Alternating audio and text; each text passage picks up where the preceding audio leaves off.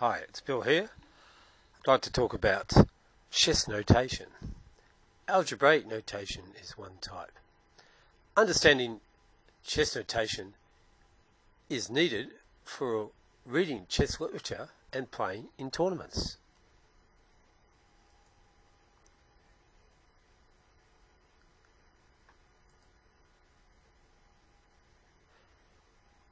So, not quite sure what that diagram is for. All chess moves can be represented by the name of the starting square of the moving piece and the end square of the moving piece. The files, the vertical columns of a chessboard, are named A to H. The first file is A, the second file is B, and so forth. Files are named from white's left to right. The 8 ranks, horizontal rows, are named 1 to 8. Ranks are always numbered from white's end of the board, so that's first rank or rank 1. A square is referred to by its file, then its rank. The white king is on D4, while the black king is on E5. That's an illegal position, by the way. It is absolutely essential that you are familiar with the algebraic notation.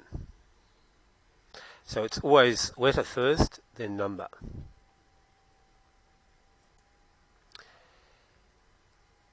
A piece that moves is shown by its initial letter. The rook moves from A1 to D1. So in long algebraic, we'd say rook from A1 dash D1. Short algebraic, it will be rook or RD1. So that's the move. So usually people use short algebraic, so they just say R, usually uppercase for a piece, D1. A knight is shown by an N in order to distinguish it from the king. For example, the diagram represents knight to D5, which is ND5. The square a piece or pawn moves to is shown by the file name followed by a rank name. Okay, so in this case it's bishop to C4. Now, what you can do with bishops, there's always only one bishop that can get to a square because the bishops move on other colours.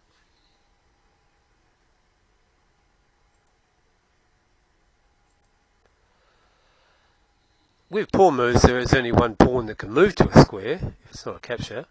So in this case, the pawn move would be the square it moves to, which would be D5.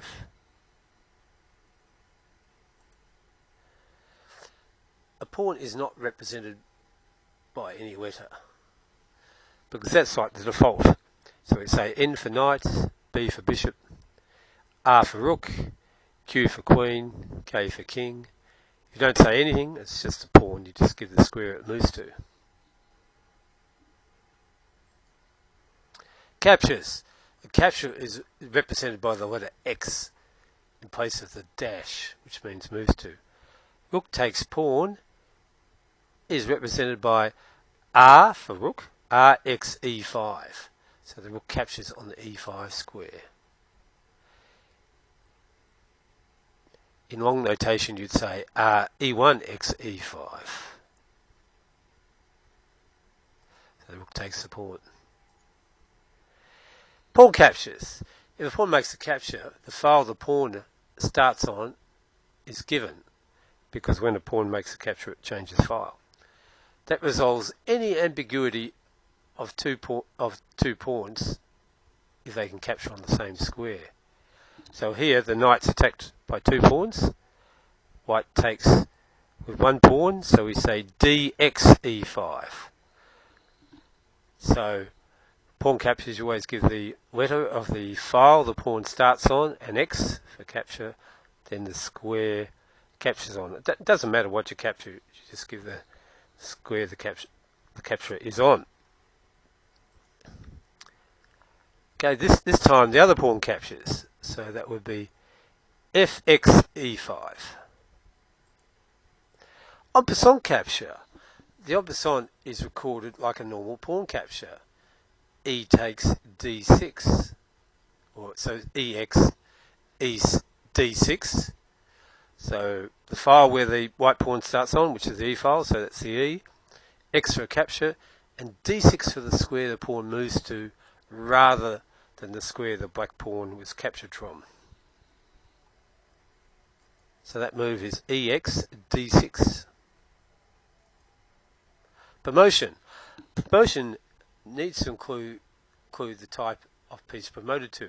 Could be a queen, a rook, a bishop, or knight. So you could say e8, q, or e8 equals q, if it's promoted to a queen. If there was an under promotion to a knight, for example, you could say e8 n or e8 equals n. So in this case you could say e8 q. Castling. Castling has an unusual notation. Castling kingside is O-O, regardless of whether white or black is castling.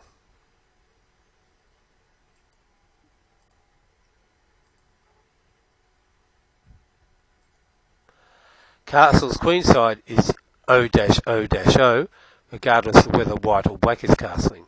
So that's two O's or zeros for kingside castling and three O's or zeros for queenside castling. Check. Check may be represented by plus after the move. So white moves the rook. RD1 plus means rook to D1, check. Checkmate can be represented by a hash. So black plays RH1 hash. So people don't always use the hash for checkmate. Draw offers.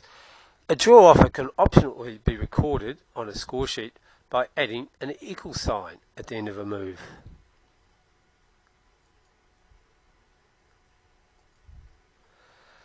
Resolving ambiguous moves.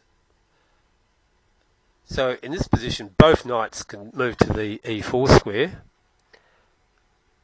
So what you do is, because they start on the same rank but different files, you can use the letter of the file they start on. So in this case, it would be ND-E4, so the knight which is on the D file moves to E4, ND-E4. And in this case, the two knights start on the same file, but are on different ranks, so you give the rank. So you would say N3 E4. So that way you can tell which knight has moved there. You can always get ambiguous, you can also get ambiguous situations with rooks. So rooks and knights are the pieces that can cause ambiguity. So in both cases, so in this case, both rooks can move to D1, and we can add the file letter to show which rook moved. So in this case, the rook started on the A file, so we'd say RA D1.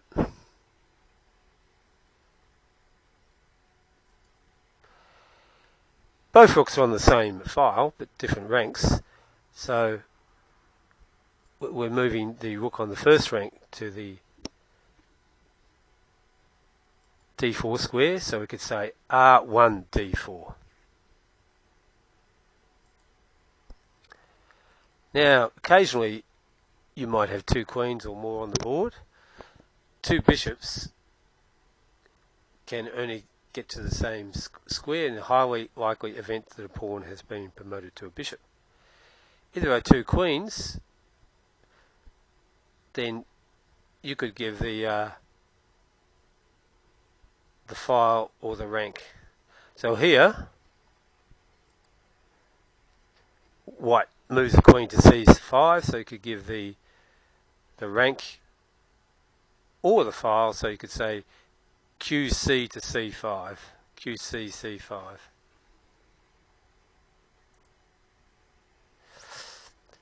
Annotated games. After a game has been completed, symbols are sometimes added to some moves at the end of the move. Exclamation mark, strong move. Question mark, weak move. Double exclamation mark, excellent move. Double question mark, blunder, a very weak move. Exclamation mark, question mark, bold but unsound. Question mark, exclamation mark, dubious. And it should be pointed out, it would be bad manners to add those to your score sheet during a game. Some symbols, plus equals. Sorry, that should be plus minus. White has a winning position. So notice the plus was first, it applies to white. Minus plus, black has a winning position. Plus equals, white has a slight advantage. Equals plus, black has a slight advantage. Then we have